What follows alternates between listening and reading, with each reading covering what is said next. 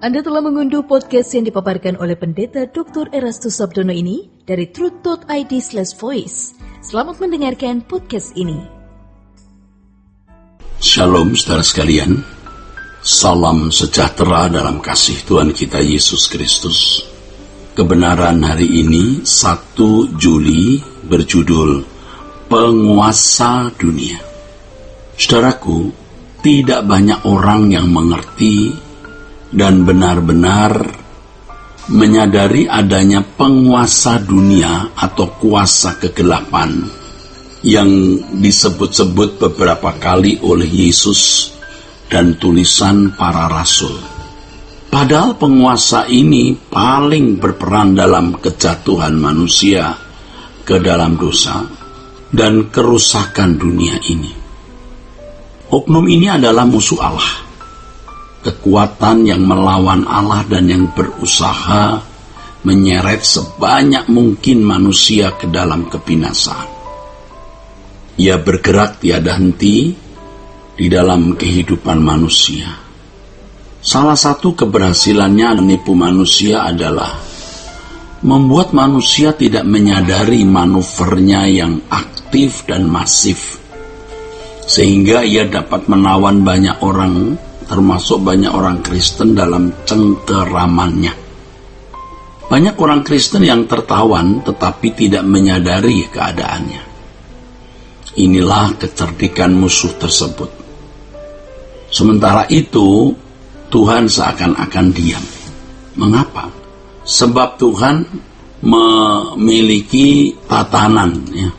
Kalau ia sudah berbicara dalam porsi tertentu dan seorang Kristen tidak meresponinya dengan benar, maka Tuhan membiarkannya.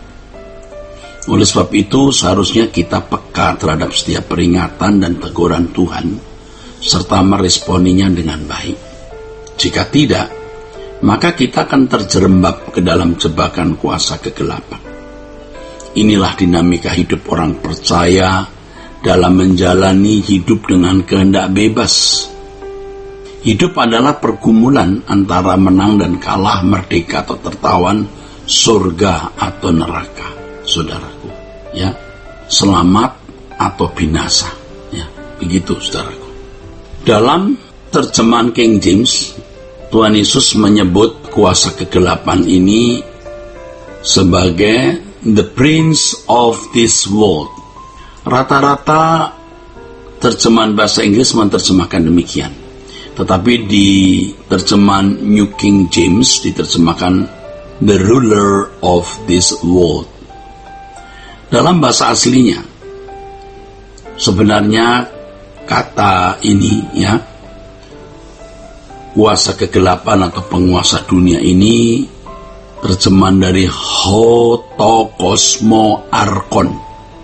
Kosmo itu dari kata kosmos yang artinya dunia, sedangkan kosmon berarti penguasa, tuan atau pangeran, ruler, lord, atau prince. Yesus menyatakan bahwa oknum inilah yang menggerakkan massa Yahudi menyalibkan dirinya. Dalam Lukas pasal 22 ayat 53, Yesus berkata mengenai oknum ini sebagai berikut. Padahal tiap-tiap hari aku ada di tengah-tengah kamu di dalam bait Allah, dan kamu tidak menangkap aku. Tetapi inilah saat kamu, dan inilah kuasa kegelapan itu. Kuasa kegelapan dalam teks aslinya adalah Hi exousiatos kotos. Dalam terjemahan bahasa Inggris versi King James, the power of the darkness. Paulus menyebut kuasa kegelapan ini dalam Kolose pasal 1 ayat 13. Tidak ada dari penguasa dunia ini yang mengenalnya, sebab kalau sekiranya mereka mengenalnya, mereka tidak menyalibkan Tuhan yang mulia. Dengan demikian, di balik gerakan massa yang kuat yang meneriakkan salibkan Yesus, salibkan Yesus, salibkan dia, ada kuasa kegelapan yang mempengaruhi dan menggerakkannya. Penguasa dunia yang sama dengan kuasa kegelapan inilah yang menguasai orang-orang yang tidak mengikuti jalan Tuhan. Paulus menulis kepada jemaat Efesus sebagai berikut. Kamu hidup di dalamnya karena kamu mengikuti jalan dunia ini, karena kamu mentaati penguasa kerajaan angkasa, yaitu roh yang sekarang sedang bekerja di antara orang-orang durhaka.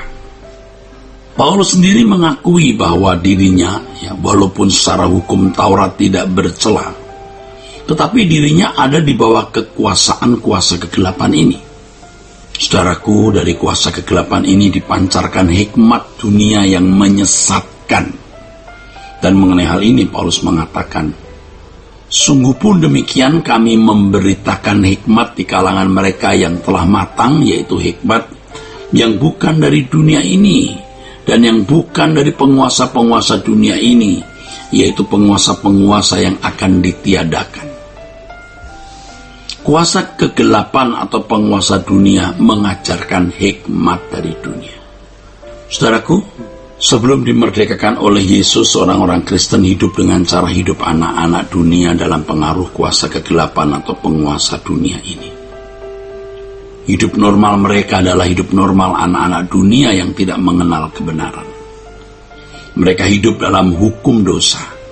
Tidak bisa tidak selalu meleset dari apa yang dikehendaki Allah. Mungkin secara moral umum, bukanlah orang-orang yang patut mendapat julukan jahat. Tetapi dalam terang kesucian Allah, mereka adalah orang-orang yang tidak hidup dalam standar Allah, yaitu orang-orang yang telah kehilangan kemuliaan Allah. Kuasa kegelapan atau penguasa dunia adalah musuh yang tidak mungkin ramah terhadap orang percaya.